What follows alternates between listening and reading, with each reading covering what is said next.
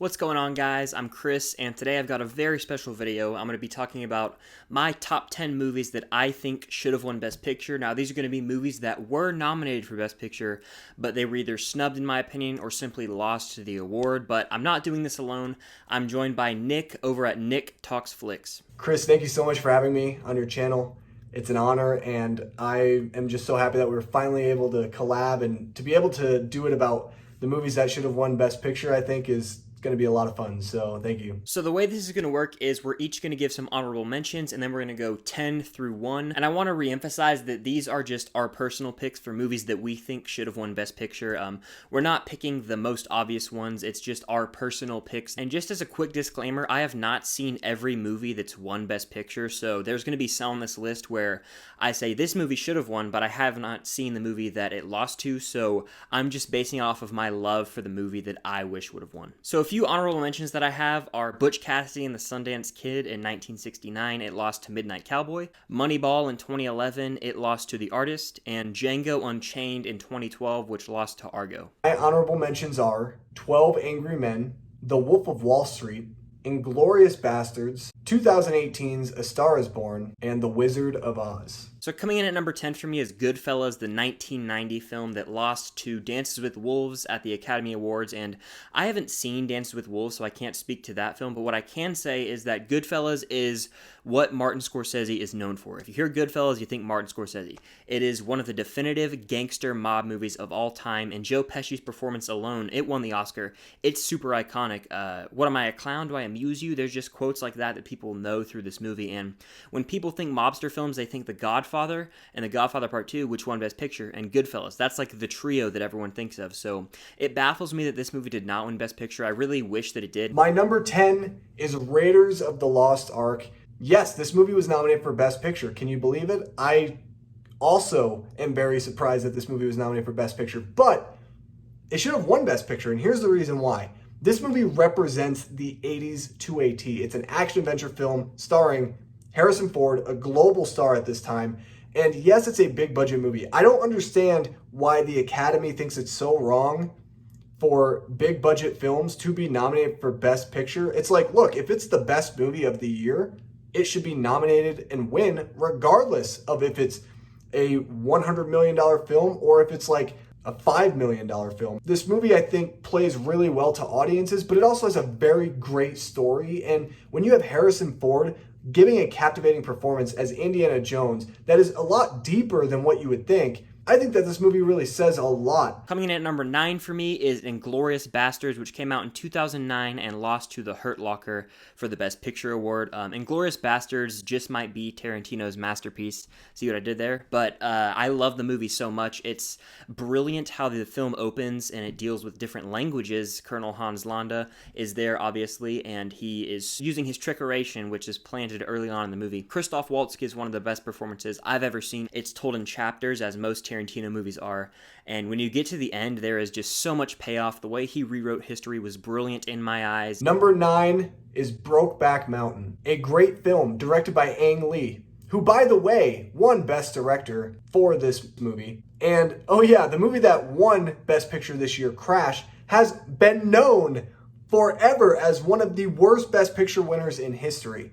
This was such an odd scenario because Brokeback Mountain had all of this steam coming in. It was the hot movie. Everyone was talking about it. This is the movie that everyone thought was going to win Best Picture, and it didn't. It lost to Crash, which, by the way, Brokeback Mountain, if you want to talk about other big awards like actor and actress in either a supporting or leading role, Brokeback Mountain had 3 actors, Heath Ledger, Jake Gyllenhaal, and Michelle Williams, all were nominated in their respective categories. You could say, well, Crash won Best Original Screenplay.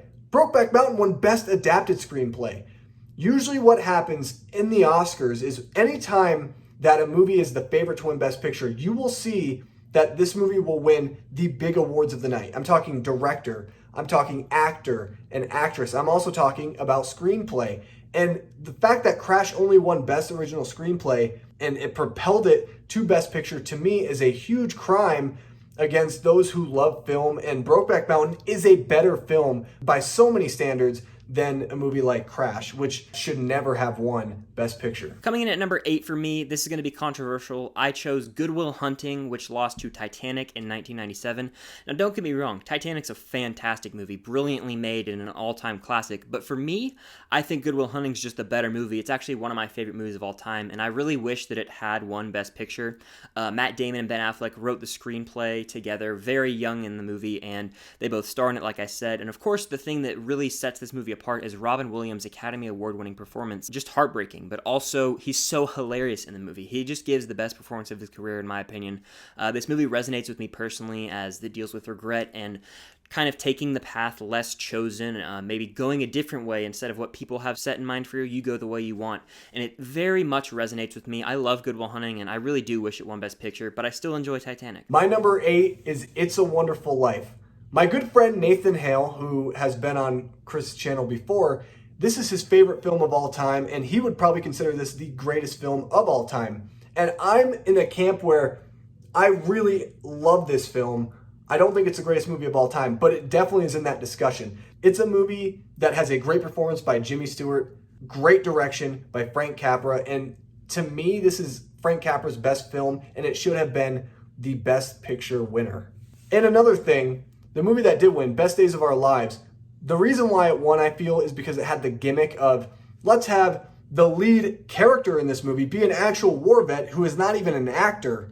Yeah, I don't like gimmicks like that. It's really stupid, and things like that should not propel a movie to win Best Picture over films that are far superior and are more deserved than Best Years of Our Lives. So coming in at number 7 is A Star is Born, which lost to Green Book. Both of these movies came out in 2018, and A Star is Born was my favorite movie of the year at the time, and it's still fantastic. I think Bradley Cooper's directorial debut, he's killed it. He absolutely killed it. He didn't even get nominated for Best Director for some reason, but he is the main lead in this movie. He stars in it with Lady Gaga. Both of them got nominated for Oscars, and this movie only came home with one Oscar for Best Original Song with Shallow, which is just a spectacular piece of music, but I don't know what other people didn't see, especially the Academy, in this movie, because I thought it was, bar none, the best of the nominees, and Green Book is a really good movie. I think it's heartwarming, but it doesn't have the Best Picture emphasis to me, and I think A Star is Born, the journey you go on in that movie following Bradley Cooper's character, Jackson Maine, I just don't understand what the Academy didn't see. There's some acting moments in that movie that truly ripped my heart out and just really just felt more than a movie at times, and the music is great as well. I don't know what the Oscars did this year. Honestly, I would have chosen some other movies over Green Book, but A Star is Born was my pick, and I really think it should have won Best Picture. My number 7 is E.T. the Extraterrestrial. A lot of what I said about Indiana Jones is very shared with my opinion on why E.T. the Extraterrestrial should have won. Number 1, this movie is very revolutionary in terms of effects, and also with the character of E.T. I think bringing a character like this and actually giving him a real personality, and it stands out and strides. Unlike films that have failed with this concept and borrowed from this concept of E.T., what makes E.T. so good is the relationship between Elliot and this creature, and the fact that their relationship is such a deeper bond than just this really dumb, forced relationship that a lot of these other movies have. Coming in at number 6 for me is Get Out, which lost to The Shape of Water. They both came out in 2017, and I have not seen The Shape of Water. I know that it's a Guillermo del Toro film. His style is more unique, more on the mystical, magical side of things, and I've never given him a fair shot, so I probably need to see that movie, but Get Out was just revolutionary. Jordan Peele's directorial debut, and he killed it. This movie was relevant at the time that it came out. It still is, as it deals with racism and social issues, but it's a hilarious movie as you have funny supporting characters, but the main thing is it's a horror movie. It's like a horror comedy with a lot of thriller aspects inside of it. One of the most clever scripts I've seen in recent years, as when you get down to the third act of the movie, there's some reveals made and you're like, oh, so this is what's happening. You see the mastermind of Jordan Peele at work, and I just wish this movie won Best Picture. It won Best Original Screenplay, rightfully so. My number 6 is Beauty and the Beast.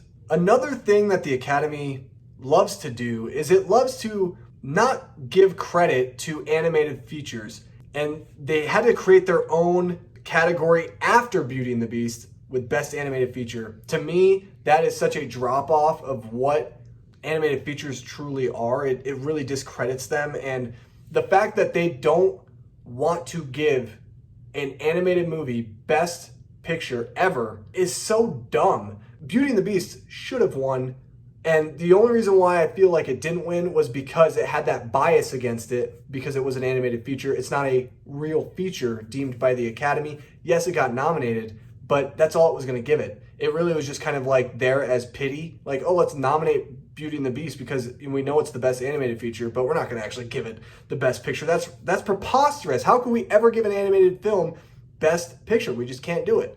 I hate that. Stop doing that, Academy. Let's get rid of the animated feature category and let's have Best Picture be the pure, authentic, best 5 to 10 movies every single year, regardless of if it's an animated feature or not. Coming in at number 5 for me is the most controversial Oscars of all time, and that is La La Land. I wish this movie won Best Picture over Moonlight.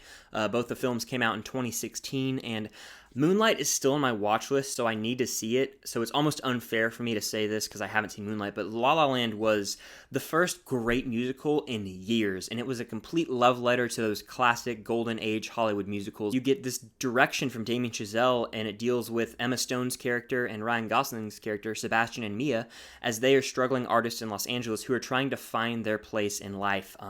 Sebastian obviously wants to open up a jazz club, and Mia is an aspiring actress. The core of this movie is true love or your passion, and how you really have to choose that in life, and you can't have both a lot of the times, and it really does tear your heart out in this movie. You feel for this romance. It's got some really great musical songs that I listen to in my car all the time. Awesome dance numbers all around. So I just don't know why La La Land didn't win Best Picture. I figured the Academy would be all over it because it was a classic love letter to Hollywood itself. Number 5 is Mary Poppins. How could this movie not have won Best Picture? I mean, I'm not even the biggest fan of Mary Poppins, but I will say Mary Poppins is a fantastic movie. This is a movie that truly understands its nature. It truly understands its purpose. And the fact that this movie, just like The Wizard of Oz, another really good feel-good film, did not win Best Picture is beyond me. Before I made this list, in my mind, I was going to look at all the Best Picture winners and boom, Mary Poppins was going to be there. And then I found out it wasn't. It lost. How could this be? I don't know. Coming in at number 4 for me is Raiders of the Lost Ark, which lost to Chariots of Fire, and these films came out in 1981.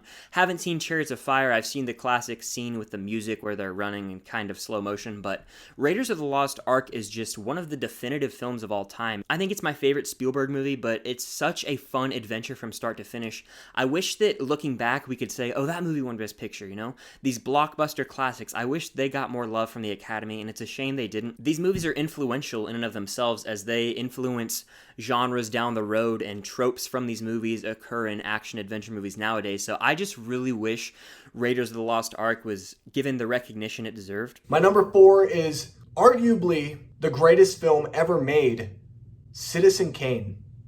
Yeah, Citizen Kane never won Best Picture. What? You're telling me the film that everyone raves and every single film school or any film class will teach how this movie is the best film of all time. It will teach that. It'll show you how this movie was so revolutionary to the film industry. And yet it didn't win Best Picture. How could that be? Here's the hilarious thing about it. When this movie came out, everyone knew it was the best film that had ever been made, and yet it still didn't win. What? Coming in at number 3 for me is Star Wars, the classic first Star Wars movie, which lost to Annie Hall in 1977, and Star Wars Episode 4 New Hope is what it's called now, is one of my favorite movies of all time. For the longest time, I've told people it is my favorite movie, and the fact that it lost to a Woody Allen film that I haven't seen, and I know a lot of people who are watching this video probably haven't, is just upsetting. I think that Star Wars should have been recognized for what it did. It changed the game. The visual effects alone should have gotten it the Best Picture win, but I just don't understand why it didn't win, because it was unlike anything that any moviegoer had seen at the time in terms of scope and scale, and the story is just so much fun. It's engaging from beginning to end. I think it's a flawless movie, and if it had won Best Picture, looking back now, we could say, oh, Star Wars has a Best Picture winner. That would just be so cool to say, and in my heart it won Best Picture. I really wish it did. This one just hurts me a lot compared to some others. It just, because I have such a soft spot for Star Wars, I wish this movie won Best Picture. My number 3 is is The Social Network. This is one of the most controversial Oscar years in history because The King's Speech won over The Social Network. The Social Network was almost the clear favorite to win. But guess what? Sometimes things change, and that's what happened with The Social Network. I really feel like what happened was this movie had all the steam behind it, but probably a couple weeks before the Oscars, it kind of lost it a little bit. And that happens. Sometimes movies get hot at a certain time, and they're the topic of discussion, and then sometimes they kind of fade away. And that's what happened with The Social Network. It's just part of the circumstance. I don't like King's Speech. I really don't think it's that great of a film. I don't understand why it gets so much love and praise. I love The Social Network. Social Network easily should have won, in my opinion, and by a lot of people's opinions. But unfortunately, when you have certain films that are more fresh in people's minds, they tend to go to that than something like The Social Network. One of the bigger problems is that this movie kind of covers a very popular topic, so it doesn't have that small independent feature that the Academy truly loves in the Best Picture category, because they love those films that they're stories that you don't really know or are yet to be discovered. And this movie is a movie about Facebook, and Facebook is like the biggest social media platform probably on the planet. But the top two are probably the most egregious in the fact that they didn't win Best Picture. It's insanity to me. And coming in at number 2 is Saving Private Ryan, which lost to Shakespeare in Love. And these movies came out in 1998, and I have no idea what the Academy was doing. I haven't seen Shakespeare in Love. Based on the poster and trailers, I would fall asleep about an hour in. No disrespect to the movie, but I just don't care to ever watch it. While Saving Private Ryan is a film that transports you to World War II, the opening 20 minutes alone makes it feel like you're storming the beaches at Normandy. And Spielberg, the way he helms the camera, the way he directs this movie, he makes a masterpiece here. This is my favorite war movie of all time, and it not only is because of the epic war scenes and the realistic sense of it all, but it makes me have this newfound appreciation for veterans and what they go through, the post-traumatic stress they deal with, and the life they have to lead after the war. It's very gut-wrenching, and it just pulls your heart out, makes you have a whole new lens on war in general, and this movie is a masterclass in directing by Spielberg. He won the Academy Award for directing, so I have no idea why this movie didn't win Best Picture. It baffles me, and it's still one of the biggest snubs ever in my opinion. My number 2 is the original Star Wars. Oh, for those of you watching on Chris's video, I am a giant Star Wars fan, and Star Wars lost to Annie Hall. At the time that this happened, I think this might have been one of the biggest, most controversial Academy moments ever. To this day, people still talk about it. The fact that Star Wars, the biggest film to come out probably ever, did not win Best Picture. There's a real bias from the Academy in terms of popular films and also from films of this genre. They don't like sci-fi. It's weird to them. They don't understand it. They don't get it. And that's the problem with Star Wars. Even though Star Wars is a lot more layered than a sci-fi space movie. But my number 1 pick for the movie that I think should have won Best Picture is The Social Network in 2010. This movie lost to The King's Speech, and The King's Speech is an alright movie. There's nothing that really makes it stand out. It's got some good performances. The Social Network, directed by David Fincher, written by Aaron Sorkin, is a masterpiece. It's one of the greatest scripts I've ever seen put to screen. Jesse Eisenberg and Andrew Garfield both give phenomenal career best performances in my opinion, and it's so tight-knit from start to finish. It feels like a 1-hour movie, and it's literally just people talking in rooms and having conferences and plotting about Facebook and how to make it, and it's one of the most compelling films I've ever seen. I don't know what the Academy was doing because I thought this was definitely going to win Best Picture, and if The Social Network did not win Best Picture, there were other choices that I would have gone with, like Toy Story 3, my favorite Pixar movie, and Inception. Throw in The Fighter and True Grit. This was one of the most loaded years ever. 127 hours too. I don't know what the Academy was doing. The King's Speech probably would have been towards the bottom of my ballot that year, and I'm just baffled that The Social Network doesn't have a Best Picture award. I disagree with a lot of things the Academy has done regarding Best Picture, but I still tune in every year because it is the Oscars and they're still fun to talk about with friends. My number 1 pick, probably the most popular pick. It's one of the most recent films to be snubbed for Best Picture, and that is La La Land. This movie is incredible. This movie was the winner for 2 minutes, and then they immediately ripped our hearts out of our chest and stomped on them. I don't understand why Moonlight won. Moonlight is a bore fest. I fell asleep during most of the film. I didn't like Moonlight at all. I get that it's socially relevant, but La La Land's a movie about dreams. It's such a hopeful movie, and everything looked like La La Land was going to win. This is probably one of the biggest moments in Oscar history I will probably ever experience in my life, and to this day it's still talked about. What happened, I don't know, but all I can say is La La Land is the most snubbed film ever to lose Best Picture. Thank you so much, Chris, for having me on this video. It's been such a blast. I've been so happy to talk about all these films. For those of you who don't know me, my name is Nick Acosta. I'm over at the channel Nick Talks Flicks. Definitely come check me out if you enjoyed this video, and I hope that I can do another collab with Chris very soon. And also make sure you come over to my channel. Chris and I give the top 10 Best Picture winners. So that's a wrap for my top 10 movies that should have won Best Picture. I want to give a big thank you to Nick for joining me. Definitely head over to Nick's channel, subscribe to him, show him some love, and of course check out the video we did on his channel. It's also an Oscar-related video. We had a ton of fun doing that. If you haven't already, please consider subscribing to the channel. It would mean the world. The support lately has just meant so much. Definitely hit the like button. Comment down below what movies you think should have won Best Picture. Hope you guys enjoyed the video. Stay tuned for more content coming soon. Live streams, collabs, podcast episodes, all that good stuff. And until next time, I'll see you guys later.